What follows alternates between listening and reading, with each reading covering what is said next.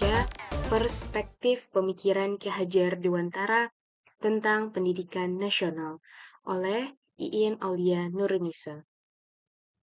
Berangkat dari pendidikan Indonesia sebelum kemerdekaan, sejak masa sebelum kemerdekaan hingga saat ini, tentu kita telah mengenal istilah pendidikan.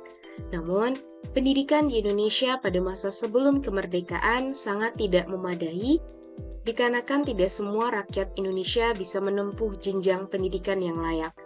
Padahal, pendidikan menjadi salah satu kebutuhan yang sangat penting bagi setiap individu untuk membentuk karakter suatu bangsa.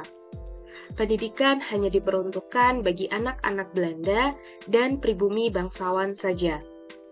Pada tanggal 3 Juli 1922, berefleksi dari cita-cita Ki Hajar Dewantara, berdirilah Taman Siswa pada 3 Juli 1922 di Yogyakarta. Taman Siswa adalah sebuah perguruan yang digunakan untuk membedakan dari sekolah yang ada pada masa itu. Taman Siswa merupakan perwujudan dari perjuangan Ki Hajar Dewantara dalam dunia pendidikan Indonesia untuk membebaskan diri dari jeratan penjajah dengan meluaskan pendidikan pada generasi muda.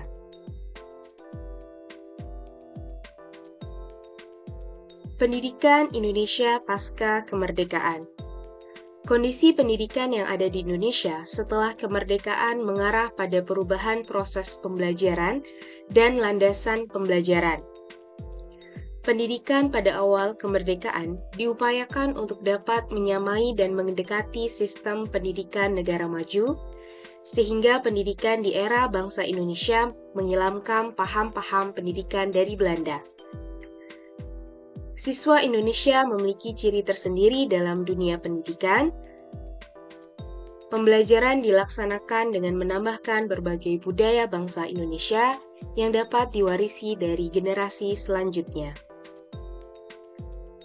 Kurikulum yang berlaku di Indonesia dari awal kemerdekaan hingga saat ini adalah yang pertama, Rencana Pembelajaran 1947, Rencana Pembelajaran Terurai 1952, Rencana Pembelajaran 1964, Kurikulum 1968, Kurikulum 1994, Kurikulum Berbasis Kompetisi KBK 2004, Kurikulum Tingkat Satuan Pendidikan KTSP 2006, Kurikulum 2013, dan Kurikulum Merdeka.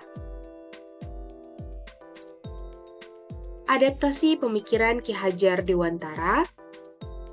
Tujuan pendidikan menurut Ki Hajar Dewantara adalah untuk menuntun segala kodrat yang ada pada anak-anak, agar mereka sebagai manusia dan anggota masyarakat dapat mencapai keselamatan dan kebahagiaan yang setinggi-tingginya. Dasar kerja seorang pendidik atas pemikiran dari Ki Hajar Dewantara, yang pertama adalah ing ngarso sung tulodo, yang berarti di depan memberi contoh. Yang kedua, ing matya mangun karsa, yang berarti di tengah membangun semangat. Yang ketiga, tuturi handayani, yang berarti di belakang memberi dorongan. Tugas pendidikan di masa yang akan datang bagi Indonesia. Tugas pendidikan Indonesia yaitu membentuk generasi yang memiliki karakter kuat, berdaya saing global, dan siap menghadapi tantangan teknologi. Hal ini meliputi peningkatan literasi digital, pengembangan kemampuan praktis, serta memperkuat pendidikan vokasi agar lulusan lebih siap kerja. Selain itu, pendidikan harus inklusif dan merata, memastikan semua anak memiliki akses yang sama terhadap pendidikan yang berkualitas. Pengembangan guru dan peserta didik juga perlu dilakukan sehingga mendidik dengan efektif. Pendidikan tinggi harus mendorong penelitian dan inovasi, sementara pendidikan karakter lingkungan berkolaborasi dengan masyarakat menjadi kunci untuk kemajuan bangsa Indonesia di era global.